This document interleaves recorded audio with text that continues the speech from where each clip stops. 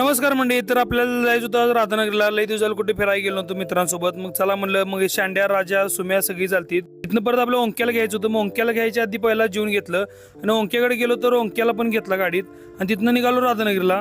तर अचानक ठरलं की चला काळमवाडीला. मग असं 360 शूट घेत घेत गेलो काळमवाडीत.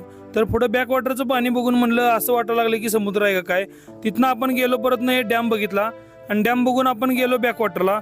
तिथं पाणी बघून असं वाटायला की आता पवायला जायला लागते. तर आपल्याला जायची गडबड होती कारण आपल्याला परत दाजीपूरमध्ये जायचं होतं. मग यांचं फोटोशूट चालू होतं तर आपण पण जरा स्लो मोशन घेऊया म्हणलं. तिथनं घेतला आणि आपल्याला जायचं होतं परत सुधाकर शेट यांच्याकडे राधानगरीला. तर ही बघा सुधाकर शेट त्यांची बैल होती बघा. तर सुधाकर शेट पण मोठे बैल मालक आहेत. त्यांनी सगळी एकसंबा गाजवलेली. ही त्यांची सगळी दावण होती आणि त्यांची सगळी अशी बक्षिसं होती.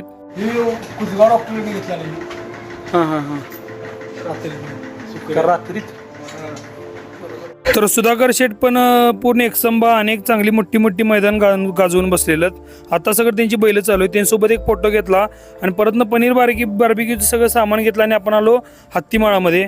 तर इथं जे हत्तींचं साठमारीचं जे मैदान आहे शाहू महाराजांच्या काळात ते सगळं आपण इथलं बांधकाम बघायला आलतो.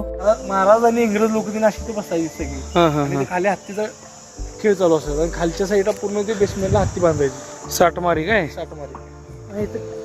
माणूस सोडाच का म्हणजे खेळ चालू. हत्तींचा खेळ, हत्तींची कुस्ती, हत्तींची झुंज. आपल्याला तिथे साठमारीचे मैदान बघायला जायला वेळ झाला. पण फिरून सगळं बघितलं आणि हनुमान जयंती होती. मग मारुतीचं दर्शन घेतलं आणि आपण निघालो दाजीपूरकडं.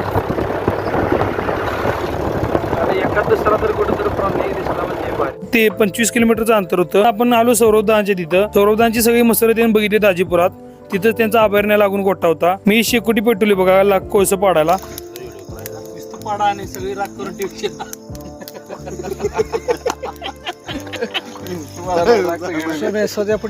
पनीर बार्बिक्यूचं काय प्लॅन सप्पाई गणलेला. आज मग बापून सांगितलं तर बापूनी केली राधानगरी दूध आमटी स्पेशल. ओल्या काजू पनीरची भाजी केली. ती खाल्लो आणि आपण निघालो सौरवदानच्या पिकअप मधनं. तर सौरवदानचा पिकअप घेऊन आपण निघालो. आपली गाडी लावली कारण ओपन होती. उगीच कुठला तर एखादा प्राणी आला आणि अटॅक केला तर प्रॉब्लेम नको. मग सौरवदानचा पिकअप घेऊन आपण निघालो.